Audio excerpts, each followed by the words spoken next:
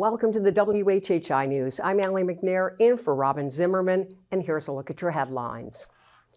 While storm-related casualties appeared to be very low or non-existent here in the Low Country, as Helene made its way inland, dozens were killed in the Midlands and upstate regions of South Carolina. Some reports indicate the statewide death toll at 31. Officials advise that number could go up as the week goes on. Well, as of Tuesday morning, more than 700,000 homes and businesses in South Carolina were still without power, and 400 of them were located on Daufuskie Island.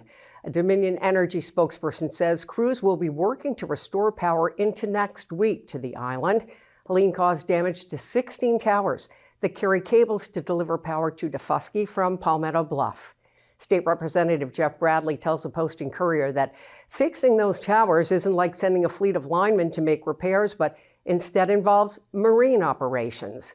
Dominion is sending equipment to the island on a barge to repair the broken poles and lines on the island. On Monday, the Federal Emergency Management Agency announced that federal recovery assistance is available for some of the people, governments, and nonprofits in South Carolina. That news came on the heels of President Biden approving Governor McMaster's disaster declaration request for the state. Eligibility for assistance varies based on the location and type of recipient. Now, Beaufort and Jasper counties are not among those counties listed as eligible to apply for assistance from FEMA. Dock workers at the Port of Savannah, the second largest on the East Coast, are on strike. The port's 2,000 longshore workers joined the strike of the International Longshoremen Association that began Tuesday morning. Workers want higher pay and a total ban on automation of their jobs. Supply chain experts say if the work stoppage lasts for more than a few weeks, consumers could see higher prices and delays in goods reaching households and businesses. While 2 law officers have received high honors for their life-saving efforts. Bluffton Police Officer Azael Young of the Bluffton Police Department, as I said, and Staff Sergeant Brian Casey of the Beaufort County Sheriff's Office were recognized for saving the life of a man who was trapped in his burning car after a crash in September on May River Road in Bluffton. The rescue was all caught on police dash cam video. If you want to see those heroic efforts, you can watch that video on islandpacket.com. If you'd like more information on these stories and more, visit the news sources on your screen and be sure to check us out on Facebook, X, and Instagram. And if you have a story idea, email us at news@WHHI-TV.com. With sports now, here's Justin Jarrett.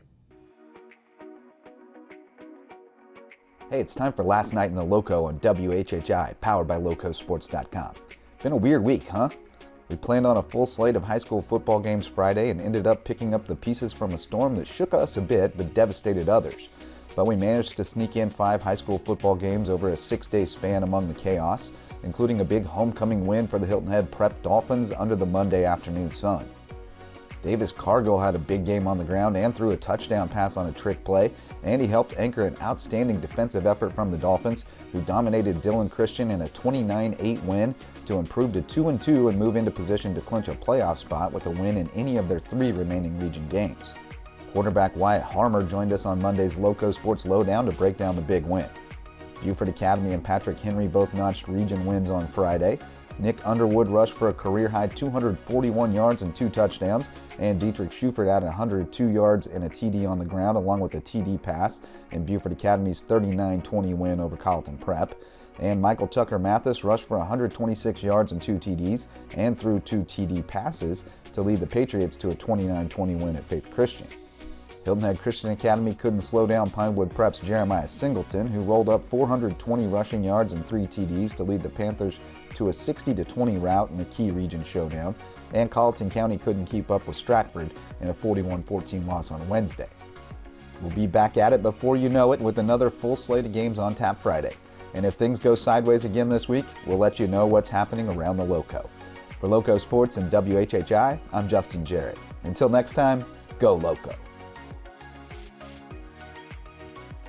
Great, Justin. And now here she is with our weather, Maria Soden. Thanks, Allie. Yep, so taking a look ahead, it does look like the forecast has shifted and we're not going to be seeing as much rain this week. Instead, we'll be seeing plenty of sunshine as we get into the weekend. So taking a look at Wednesday, it's going to be sunny and humid, with Hilton Head having a high 82, low of 71, Bluffton's a high 84, low of 69, and Buford's a high 84 and a low of 69. The sunrise for Wednesday is going to be at 7:18 and sunset's going to be at 7:06. Taking a look at the tides, high tides will be at 9:42 a.m. and low tides will be at 4:52 p.m. Taking a look into the rest of the week, a little bit into the weekend, Thursday is going to be sunny with highs in the low 80s, lows in the low 70s. Then come Friday, it's going to be cloudy, again with highs in the low 80s, lows in the low 70s. And then come Saturday, it's going to be sunny to partly cloudy with the highs getting into the 80s and lows are going to be in the upper 60s.